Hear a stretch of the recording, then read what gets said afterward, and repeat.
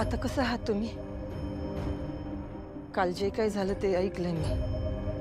हे बघा, मला कळतंय की तुमचं दुःख मोठं आहे, पण असं दारू पिऊन ते दुःख आणखीन मोठं करणार आहात का? आपली पोरं इतकी चांगली आहेत, आपला सूर्य तुमची इतकी काळजी घेतो, तुम्हाला इतकं सांभाळतो, आणि तुम्ही तुम्ही असं वागता?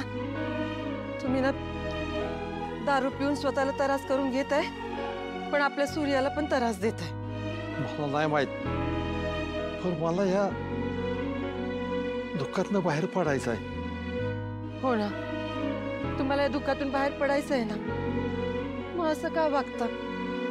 हे बघा, दुःख किती बी मोठं असलं तरी माणसात ते दुःख पचवायची ताकद असायला हवी, आणि आता तुम्हाला बी स्वतः ती ताकद आणायला हवी. मी गेल्यावर सुद्धा तुम्ही दारूला जवळ केलं, आणि आता शालन गेल्यानंतर सुद्धा तुम्ही तेच करताय.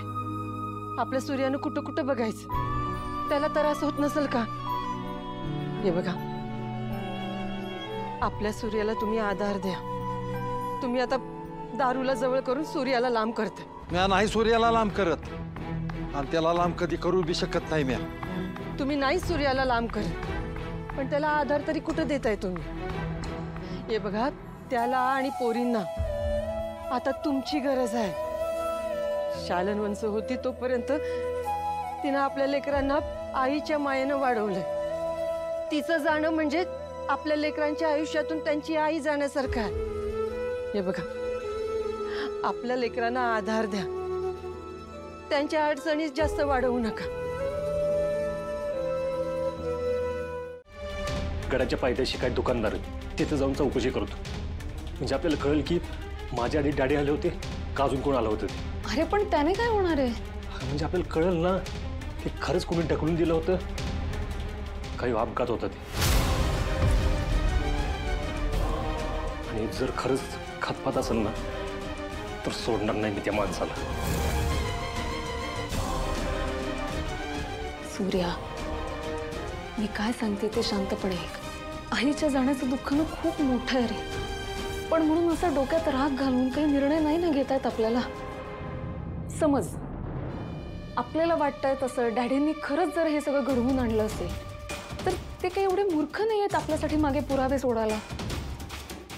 आणि हा जर अपघात असेल तर मग प्रश्नच मिटतो ना. सूर्या, हे सगळं ना तळ्यात मळ्यात असलेलं गणित आहे रे. हे आपल्याला सोडवायला वेळ लागेलच. आपल्याला घाई करून नाही चालणार आहे. पण तुझं आत्याचं जाणं मला पचनच झालंय अजून. मला तरी कुठे स्वीकारता येत आहे सूर्य. मला ना असं वाटतं की आपण नीट रडलोही नाहीये रे. आईच्या जाण्याने जे नुकसान झालेलं आहे ते खरंच भरून निघणार नाहीये, पण म्हणून असं डोक्यात राग घालून काही गोष्टी नाही न करता येत आपल्याला.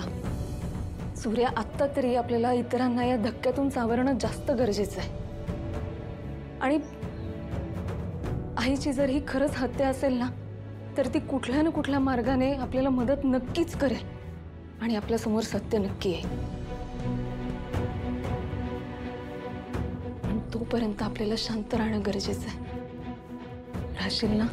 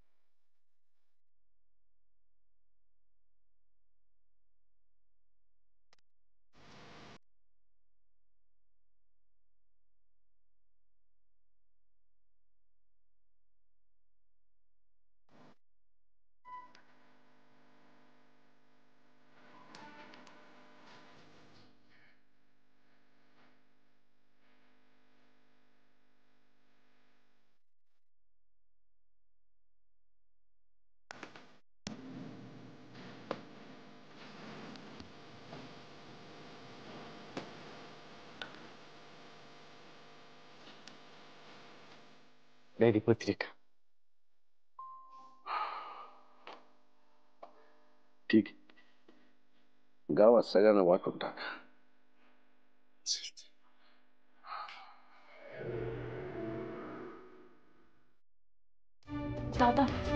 तुझ्याशी महत्वाचं बोलायचं होतं. ते त्या दिवशी तुम्हाला विचारत होता ना, आत्या गडावर गेली त्या दिवशी काही वेगळं झालं होतं का? हां, काय आठवलं का तुला? त्या दिवशी मी सकाळी उठून स्वयंपाकघरात गेले ना, तेव्हा तिथे खूपच रॉकेलचा वास येत होता. रॉकेल? रॉकेलचा वास कुठून येईल? तुझा या घरात आधी कधी रॉकेल वापरलेलं तुम्ही?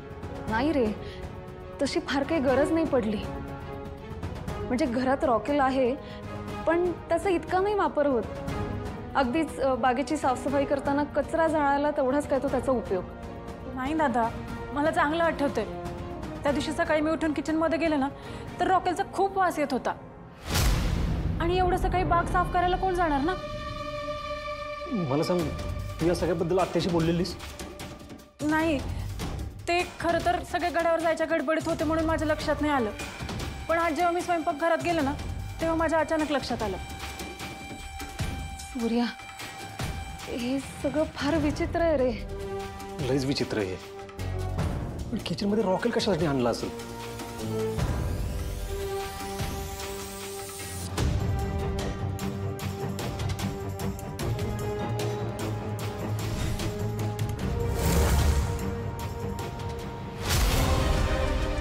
याचं उत्तर फक्त एकच माणूस देऊ शकतो.